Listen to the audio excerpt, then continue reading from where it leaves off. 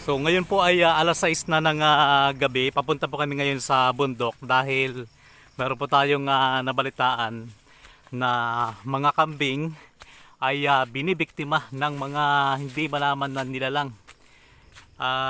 May mga balita na nasa 16 na pirasong kambing yung namatay. Ang iba ay kinakagat yung tiyan, ang iba naman ay sa lieg. So hindi malaman kung anong nilalang yung nambibiktima sa mga kambing. Kaya ngayon ay meron ulit kambing na biniktima na naman. So pupuntahan natin. Ipapakita natin sa inyo kung saan banda yung kagat nito. At para malaman natin, baka magkaroon tayo ng ideya kung anong nilalang yung nambibiktima sa mga kambing nito. So medyo madilim na. Sama natin si Dream Mart, si Ayon, si John Lloyd at si Bangli. Ayan, sana maabutan pa natin yung mga kambing. At sana maabutan natin kung anong nilalang yung nambibiktima ng mga kambing. Ito ba ay tao o kapwa hayop? Medyo hinihinga lang tayo dahil paakyat ito.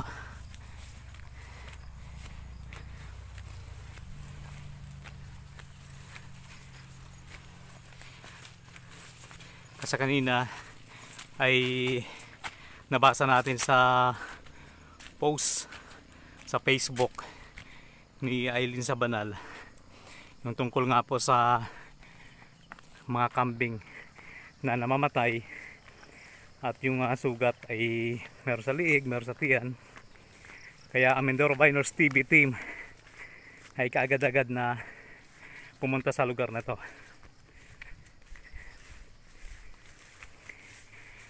Si Ayon nga ay ginising lang. Natutulog pa si Ayon.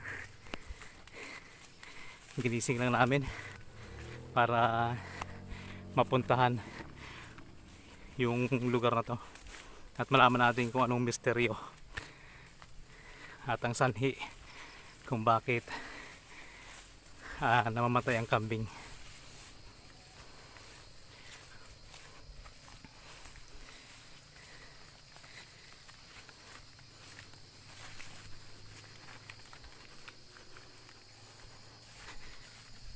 So yan, dandahan lang tayo.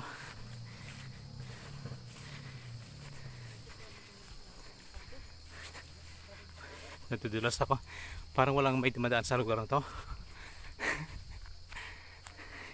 Yung nakikita niyong bundok na yun sa taas, yun pa yung aming papuntahan.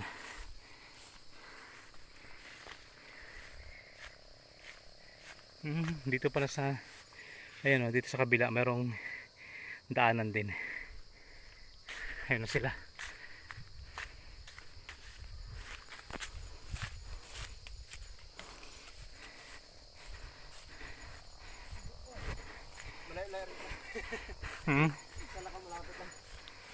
Oh.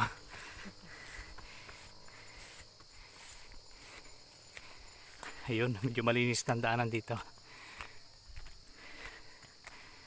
So medyo paggabi na. Hindi na kasi natin pwedeng ipagpabukas to. Kasi bukas baka wala na eh.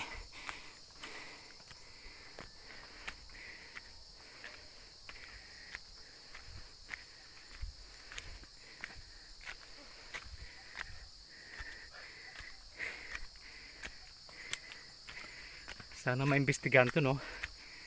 Para malaman kung ano talagang hayop. Sukal din pala talaga. Oo. Saka malayo. Pero kahit madilim na, maliwanag pa rin sa video. Madilim na. Oo. Sobrang dilim na po. Pero sa video maliwanag.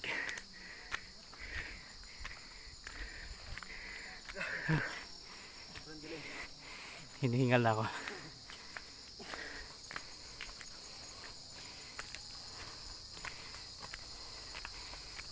Kaya pala galinlangan si Bangli kanina magpunta eh. Malayo pa.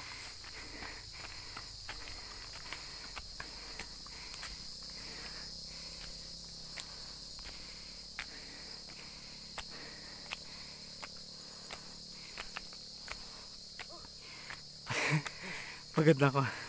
Tanggal ang antok na. Medyo matarik din.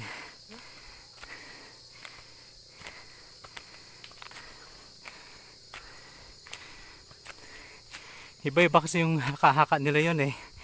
Ang sabi baka aswang daw. Ang iba naman tao. Ang iba naman baka hayop lang. Salamat. Pantay na rin. Palain na sila. Malayo sila.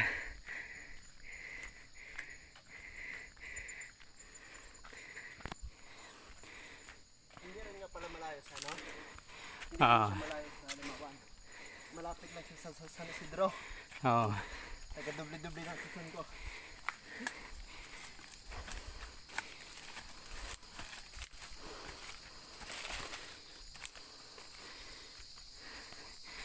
Ayan. Medyo madilim na talaga. 6:30 na.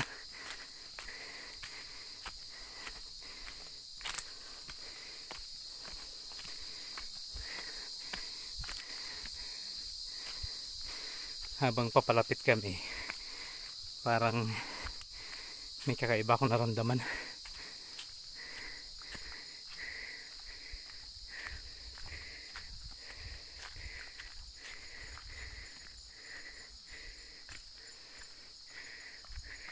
Diog na to.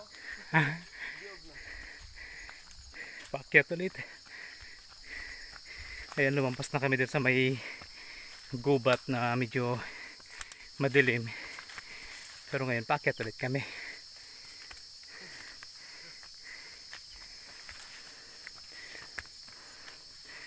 Parang pakiwari ko yun, may sumusunod sa atin.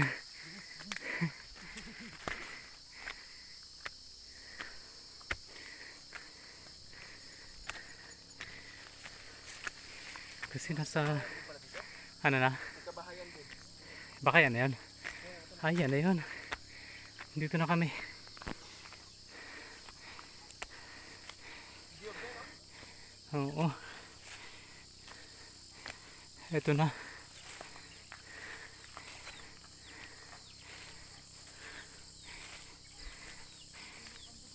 Ha?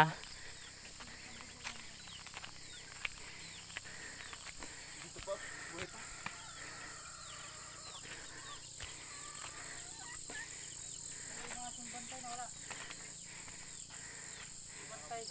Hmm. Bantay na aso na wala. Ay, ito. Ito naman. Wala na agad eh. Ay, oo nga. So yun po, kung makikita natin, sa liig ang tama ng kambing. Ay, yung isa meron din. Opo. Bali, dalawa. So yun, Patay na ang isa. nakatayo pa rin yung isa na ito. Ito, sa liig din yung tama. Ayan o, pero wari ko malalim ang mga sugat ng kambing na to. Lalim po. Patay na to buo. Kaya hindi rin yan magtatagal. Mamatay ito. Ito kawawa oh. Pero yung isa patay na talaga. Saan na dinala? Hindi na ito sa baba. Sa baba. Hmm. Ano yan ginamot niya? Opo. Anong gamot ang binigay niyo? Di ano rin po yung katahan ng dahon ng yung katas na malagay. Hmm. Saan nangyari yan? Dito lang rin? Opo. Nakatali sila o ganyan lang pag-alagala? Pag-alagala lang po yung nanay lang nila yung nakatali. Ay, yung namatay na yung nakambing, saan ang tama nun? Leg din po. Malaki yun po talaga yung napuruhan. Sa lieg? So yung namatay po na kambing, yun daw po yung napuruhan. Sa lieg din po yung tama. So palaisipan ngayon dito sa barangay namin kung ano yung nambibiktima ng mga kambing. Kasi yung target niya sa lieg, minsan sa kinukuha yung mga lamang loob. Hindi lang po ito yung unang kaso. Mayroon pa pong ibang mga kambing na patay na matagpuan. Butas-butas po yung tiyan at kinakain po yung lamang loob. So dito po sa lugar na to, dito yon nangyari. Sobrang hingal. Medyo pinawisan ako eh. Pero saan banda yon nangyari? Dito po,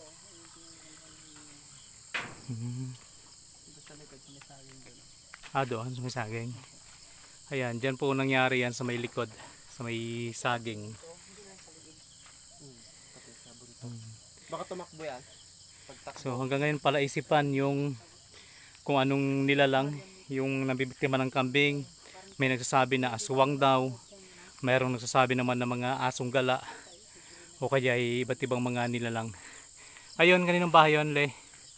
Yung kubo po ng Tagalog ng Kala. Ito yung kinalulo mo. Ayun, kulungan ng kambing. Kawawa, oh. Bale, ilang peraso yung kambing nila dito ay? Bali, 5 po. 5. So yung namatay na yun, inahin yan? Hindi po kapatid din nila. Kawawa. Saan pa yung sugat banda? Grabe, no? Ayun. Sa bandang paa. Ito po, oh. May sugat pa po sa paa. At saka sa liig.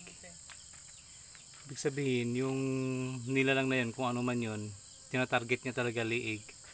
At saka bandang tiyan. Siguro yung sa paa na yan, tumakbo na lang yung kambing. So ito, hindi na siya makagalaw masyado. Yung isa naman, ay nakakatayo pa rin, pero mahina na rin. Yun po. So sana po ay maimbestigahan to. At sa may mga alagang kambing, sana po ay maging alerto po tayo. Dahil hindi po to pangkaraniwan. Kasi kung pangkaraniwan lang to, dapat isa lang. Halimbawa nakagat man ng aso, dapat isa lang. Kaya lang, yung tama niya kasi talagang papatayin niya talaga yung mga hayop. Oh, ito isa parang naghihingalo na. Ay, paggabi walang bantay dito. Wala po. Uwi nga po yung ano. Hindi, kawawa pa ng mga to. Merong aso dito, kaso lang nakabisaw ata. Oo.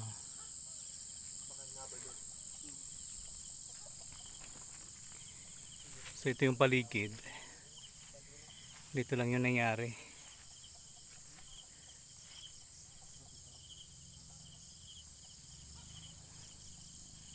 Tingnan natin baka nandito lang.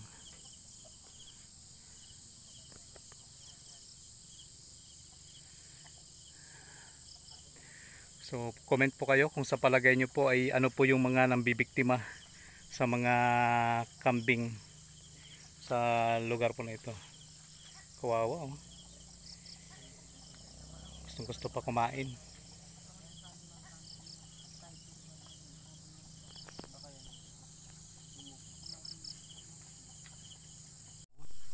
Yun po, tumutulo na yung bula sa liig ng kambing. Ano kayang hayop to, no? Ang nabibiktima. Malaki-laking pangil yan eh, no? Oh. Imposible din na tigre, wala namang mga tiger dito o leon. Kawawa din, oh. Mamamatay din to. Yung isa kasi ko na eh. Yun, oh, matamlay na rin sa likod.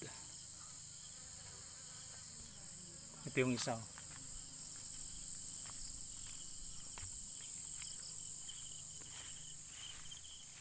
Ayan yung isa. Kumakain siya pero medyo mahina na rin. So, sana ay maimbestigahan to ni kapuso mo, Jessica Soho. Ano na? Puti ang balahibo. Puti? Nang may kagat? Oo. Ay, ibig sabihin, ano kaya ano? May balahibo pa siya dito sa ulo. Saan? Yun o. Yun o. May balahibo pa siya sa ulo. Medyo madilim lang eh. Ibig sabihin pala nakipaglaban din tong kambing na ito, no? No. Iyan na siya, oh. Kawawa din. Hindi lang po ito, dito mayroon pong mga insidente na ganito kahit po sa ibang lugar, dito para sa aming barangay ay mayroon pong mga insidente na ganito po yung nangyari. Yung iba po ay butas yung tiyan, kinakain lang po yung lamang loob, tapos iniiwanan din po. Yung iba naman sinisip-sip lang yung dugo. May tao. May tao yun.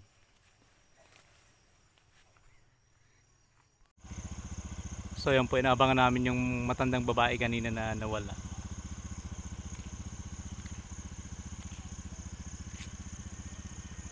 Wala na. Madilim na kasi.